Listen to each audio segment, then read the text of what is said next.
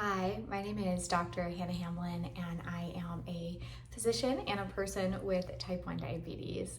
And today we're going to talk about health mindset. Growing up with type 1 diabetes, I found that the mindset I had about my life with this disease diagnosis was really crucial in not just my outcomes for how well I was able to take care of my blood sugar, but also crucial for how I felt as far as my quality of life in the day-to-day with it. And I kind of realized this was a part of living with type 1 diabetes for me, but I didn't really understand that it was a core component of what we see in a lot of chronic disease diagnoses. So that really our relationship with the disease that we're diagnosed with, and really our relationship with how we talk to ourselves, how we think around these diseases and these symptoms that we deal with day to day is really important and almost just as impactful as the disease itself. And I know that seems like a big thing to say, but I will say that that was my experience, and I've seen that again and again in my patients. And so really, why is this important? Because it seems like something that's almost intangible.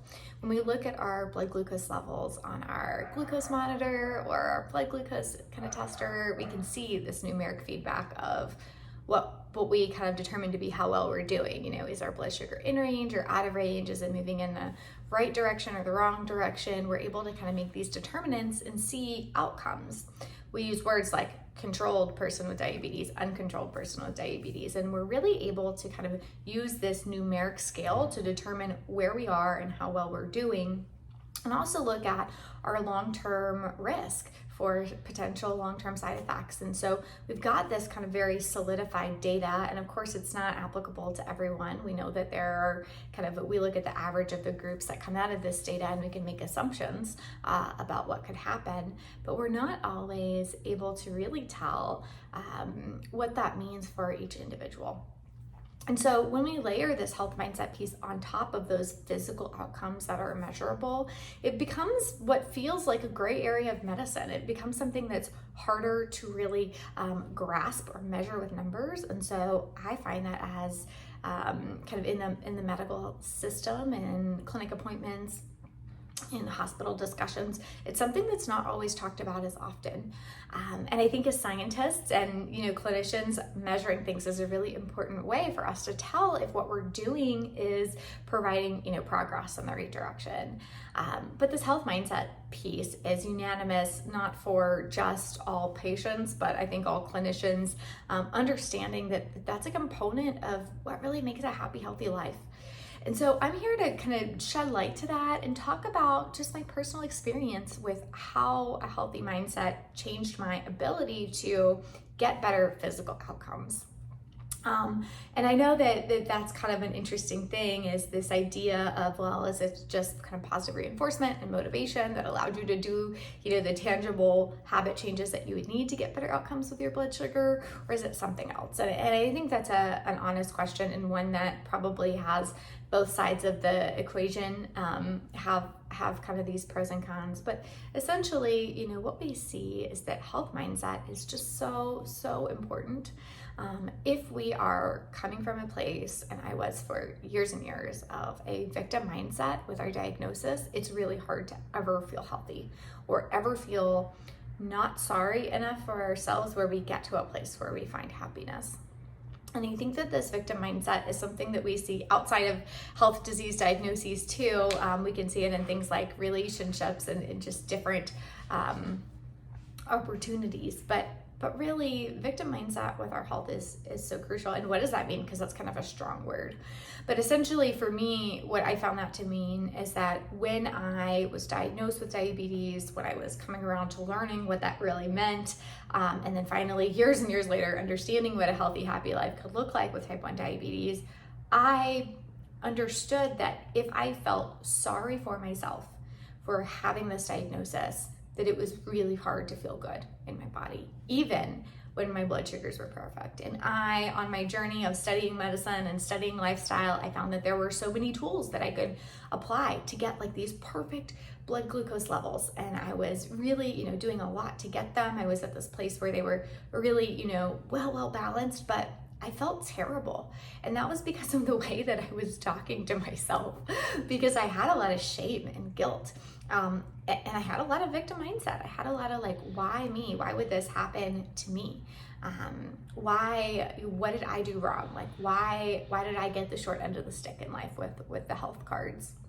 And I think that it's easy to get into that. And I think it's even natural to get into that way of thinking, because especially when we're younger, when we receive a diagnosis like a type 1 diabetes diagnosis, it's hard to understand. You know, I think when hard things happen, when life throws its challenges at us, it's hard to understand the why. And honestly, from a medical and kind of emotional perspective of type 1 diabetes, or for those that are spiritual, my understanding is that there isn't always a clear why, but there is a choice that we have to make about it after it happens. And so I chose, after coming to terms with understanding the importance of mindset, to make the lessons that type 1 diabetes has taught me about persistence and dedication and resilience. I choose to let diabetes teach me those strong tools and allow myself to apply them in other areas. To be honest, those really helped me get through med school, and they've helped me get through a lot of challenging things that have come my way. And I'm thankful now for diabetes to be a constant player in my life that taught me those things. And that was a decided choice for myself. That's something that I chose. I chose to believe. And because of it, whether or not it's true or not, whether or not there were more bad things than good, I chose to focus on the good. I chose to see the benefit it brought me, and I chose my diabetes. And I think when you can choose that, when you put yourself back in the driver's seat, you become more empowered about it. And then you can come to it from a place of, okay, this is what is, right? My beta cells aren't producing insulin. That's what is. That's where I am today. What can I do about it moving forward? And that is such a stronger place to come from than the persistent kind of thoughts day in and day out about not being enough, or feeling like, why did this happen to me, or woe was me. It's like the strong ability for acceptance of hard things that happen in life. And what I've learned about psychology and personal development since making that decision is that this is a good strategy for other things, not just disease diagnoses, but I think so much in the chronic disease world, when you're diagnosed with something that you'll have for a long time, that this is really important tool to getting to that next level of feeling good in life. And so I want to share that with you. This is something that is a really deep concept, and it doesn't come quickly. It probably won't hit you fully just listening to my experience with this, but it is something that I found to be incredibly life-changing in my own life with diabetes. And because of that, I've created a workbook that's on Amazon to help you kind of think through this process in your own life. And I have an online course with associated videos. That's something that I'll link below. But really know that life with diabetes can be happy. It can be healthy. It's possible to get mostly non-diabetic numbers in your day. It's not something where you have to make incredible sacrifices to do it.